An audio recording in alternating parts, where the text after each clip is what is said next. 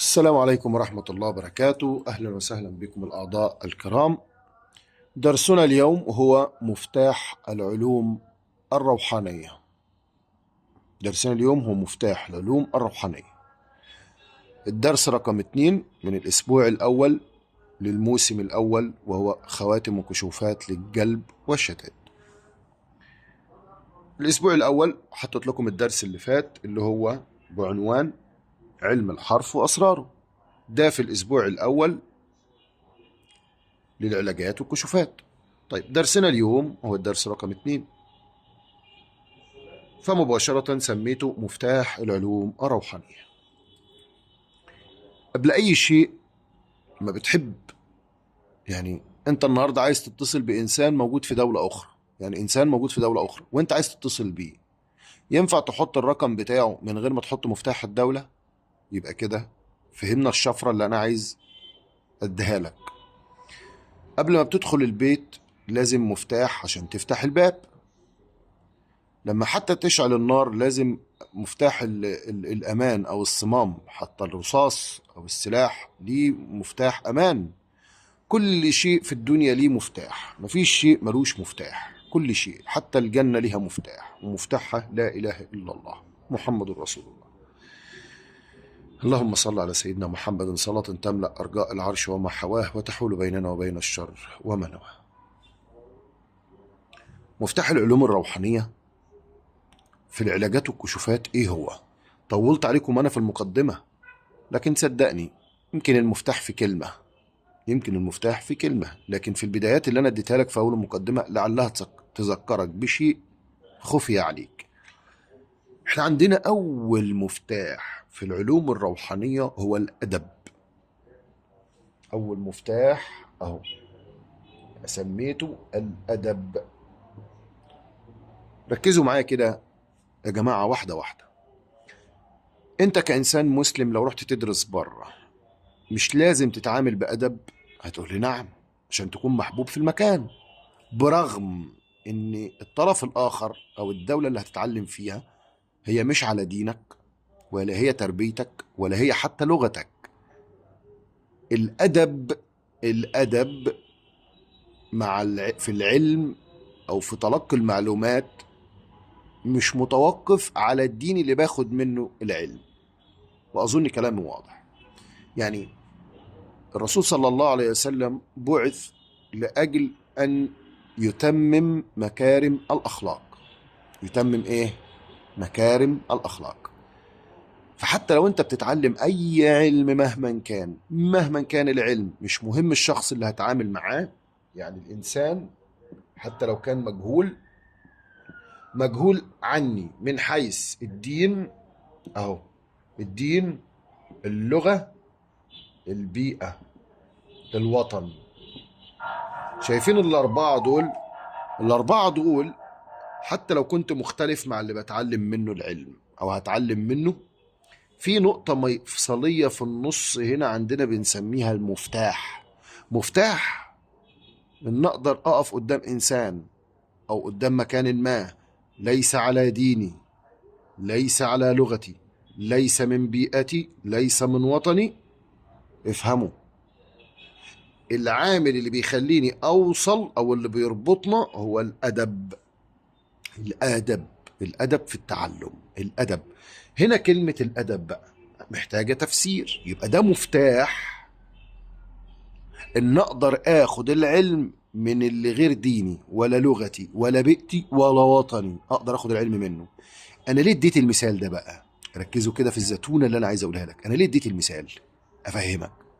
عالم الجان، يعني الجن زي الإنس بالظبط. الجن زائد الإنس الاتنين زي بعض. الناس فاكرة ان الانسان مخلوق من طين، فهو انا النهاردة طين، يعني انا كده طين ولا لحم ودم؟ لحم ودم. لكن اصل خلقتي ايه؟ انا من نطفة. يعني ادم مخلوق من تراب. ركزوا. اما بقية النسل اللي جه من ادم، البشر كلها او البشرية كلها منين؟ من نطفة. افهموا المعلومة دي كويس قوي. انا دايما بقول لواحد ايه؟ انت مخلوق من ايه؟ يقول لي انا من تراب. بقول له ازاي يعني؟ الرحم لامك والدك حط تراب وطين يعني، في مثلا بالمعايير اللي ربنا قال عليها عشان يخرج انت حضرتك؟ نكون عاقلين شويه، يعني لازم نكون عاقلين. لما اقول لواحد انت مخلوق من ايه، يقول لي انا مخلوق من ايه؟ انا من النطفه. ما قلتلكش ابوك، انا بقول لك انت منين؟ تقول لي انا من النطفه، لاني بكلمك دلوقتي في الحاضر اللي انا فيه. انا ماسك قلم دلوقتي، اقول القلم انت مخلوق من ايه؟ يقول لي انا من الطبيعه. القلم من البلاستيك وليس من المعدن. انا ماسك شيء في ايديا، لكن ما قلتش اصل المواد اللي مصنوع بها القلم ايه. فيقوم يرد عليا اللي امامي الغريم، يقول لي اصل المواد المصنوع منها القلم من الطبيعه. انا ما قلتش الاصل، انا بقول لك القلم ده مصنوع من ايه. يقوم يقول لي من الطبيعه. لا، من بلاستيك، من معدن، من حديد، من زجاج، من ورق، من قش، من نبات، من تراب، من اي شيء. دي الاجابه الصحيحه. فلما بقول للانسان انت مخلوق من ايه، يقول لي انا مخلوق من طين. هو انا ما بكلمش ادم قدامي عليه السلام طبعا، ابونا ادم نبي الله. انا بقول لك مخلوق من ايه، المفروض تقول لي انا والله مخلوق. تقول لي انا مولود ومخلوق من نطفه، ابويا ادم هو اللي من تراب. طيب ركزوا بقى كده معايا. الماء زائد التراب اهي المعادله اهي، ماء زائد تراب خرجت لينا ادم، يعني خرجت لينا انسان. اهو خرجت لينا ايه؟ انسان. طيب الانسان ده شوفوا بقى، ماء مهين يعني مضغه يعني نطفه، خرجت في الاخر انسان. ايوه، يعني مصدرين جابوا عنصر واحد. مصدرين، المصدر الاول هو الماء والتراب جاب ادم. والماء المهين مع النطفه او المضغه او العلقه جابت ايه؟ انسان. ايوه، يعني مصدرين صنعوا انسان او خلقوا انسان او اتوجد منهم الانسان. شوفوا بقى المعلومه المهمه، ركزوا بقى معايا في القران. الله سبحانه وتعالى قال في القران ايه؟ شوفوا، وخلق الجان من مارج النار. اهو مارج بيساوي جان. ركزوا كده، ايه هو المارج؟ انا اقول لك يعني ايه المارج. المارج ده ركزوا كده معايا. شفت الشمعة؟ شفت الشمعة؟ النار اهي، في لهب فوق، او بلاش اعتبر ان دي النار. فوق النار خالص بيبقى فيه لهب كده فوق النار. شفت اللهب ده؟ اللهب ده هو اللي مخلوق منه الجن، ده اللي ربنا قال عليه. ركزوا بقى. طيب وفي موضوع تاني في القرآن بيقول ايه؟ خلق الشيطان من نار السموم. الشياطين من نار السموم. طيب النار السموم ايه هي نار السموم؟ يعني قاع النار. قاع النار يعني النار نفسها مولعة من الداخل من جوه، خلق منها الشياطين. اذا الشيطان والجان خلقتين مش اصل خلقة واحدة، يعني هما الاتنين من النار، لكن واحد من مارج النار وواحد من قاع النار من جوه. يبقى قاع النار انتج منتج هو الجن، ومارج النار انتج منتج هو الجن برضه، لانه وكان ابليس من الجن. ركزوا بقى في المعلومه عشان ما تتوهوش مني، افهموا. احنا قلنا هنا في المعادله بتاعتنا ان الانسان اللي هو باهر، اللي بيسمعني دلوقتي سجاد، اللي بيسمعني دلوقتي اسلام، اللي بيسمعني دلوقتي المتابع الفلاني، اللي بيسمعني دلوقتي احمد، اللي بيسمعني دلوقتي سيد غيث، مهما كان اللي بيسمعني مين، انا وانت احنا ايه؟ بشر، انسان. الانسان انا وانت جايين منين؟ من مضغه. ابونا جاي منين؟ من تراب، ماء وتراب. اذا الماء زائد التراب ادانا منتج اللي هو الانسان، والمضغه او العلقه او النطفه ادتنا انسان. يعني في مسألتين هم ما يعرفوش بعض الاتنين، ايه اللي دخل التراب والميه من المضغه والعلقه. ركزوا معايا، دي ملهاش علاقه بدي. المضغه جايه من الانسان بعد تكوينه من الماء والتراب، لكن انا بتكلم على الميه والطين الاتنين مع بعض. مهما وصل العلم يقدر يطلع منهم مضغه؟ لا. يعني لو جبت الميه وجبت الطين عملتهم في بعض وبقوا صلصال، تقدر تطلع من الصلصال او الطين ده علقه او نطفه او ماء؟ هتقول لي لا ما ينفعش. اقول لك ايوه، شفت بقى الاعجاز الالهي؟ اهو ربنا طلع من التراب والميه من العنصرين دول، طلع منتج اسمه انسان اللي هو ابونا ادم عليه السلام. ومن الانسان نفسه طلع منه حاجه اسمها ماء المهين او المضغه او العلقه، طلع منه منتج هو الانسان برضه. ايوه، يعني الانسان جه من منتجين مختلفين عن بعض، لكن دلوقتي بقينا لحم ودم. ركزوا في المعلومه بقى اللي عايز اقولها لكم. لكن الجان ربنا قال خلق الجان من مارج النار، ومن ناحيه تانية قال الشياطين من نار السموم. ايه، افهموا الحته دي.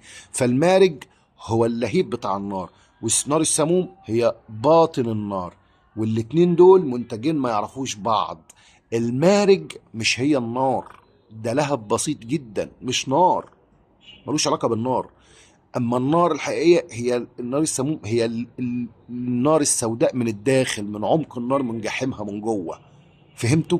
فالاتنين دول لو كانوا زي بعض كانش ربنا قال مارج، قال كان خلقنا الجان من نار، وكان سكت وخلاص. لان لو المارج هي النار من جوه وكلها زي بعضها، ما كانش فيه داعي ان الله سبحانه وتعالى يقول مارج، ومن ناحيه تانية يقول نار سموم. ما كانش فيه داعي، كان ممكن يقول النار وخلاص. ما هي النار، لو انت فاكر ان النار المشتعله امامك هي كتله نار، فهي اولها واخرها، عرضها وطولها، مساحتها مقاسها، هي نار وخلاص، تبقى انت آسف جاهل، لا تعلم شيء، تعرفش حتى اللغة. ربنا سبحانه وتعالى لما يجزأ شيء من شيء يبقى قصده شيء. فهمتوا؟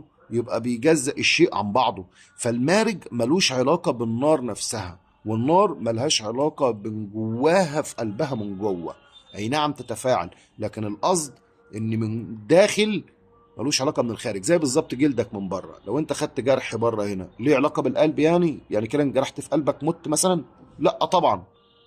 يبقى الداخل حاجة والخارج حاجة. ممكن القلب يتأثر، نعم بيتأثر لأن الاتنين واحد. بس الجرح هنا، لو انت اتعورت هنا مثلا مسافة سنتي، الجرح مش هيتنقل يبقى في القلب سنتي، ولا جوه جسمك سنتي، لا ده في الجلد خارج. فإذا المارج ملوش علاقة بالنار من جوه. ومن ناحية تانية وكان إبليس من الجن. أيوة، فده معلومة ليك عشان تفهم. زي البشر كلنا من آدم، وآدم من تراب، هي نفس تفسير الآية، هي نفس تفسير اللي أنا بقيس عليه. وكان اللي هو إيه؟ الناس من آدم وآدم من تراب. فلما ربنا يقول في القرآن وكان إبليس من الجن، يعني يقصد هنا إيه؟ مش من نار السموم ولا من المارج، هو من الجن، والجن كله يرجع للنار. لكن هنا الإعجاز في طريقة خلقه. برضو الإعجاز عندنا في البشر في طريقة خلقهم من العنصرين اللي أنا شرحتهم.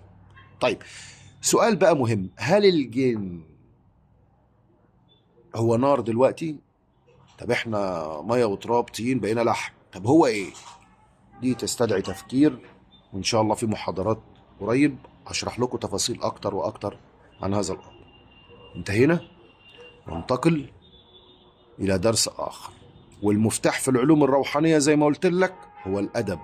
والادب هو انك تحترم المعلومة، تحترم اسم الجن، حتى لو كنت تسمع ان هو طاغي احترم، لانك انت بتحترم نفسك، انت بتدي رسوخ لنفسك، انت اللي هتبقى هادي، انت اللي الامور هتتفتح لك.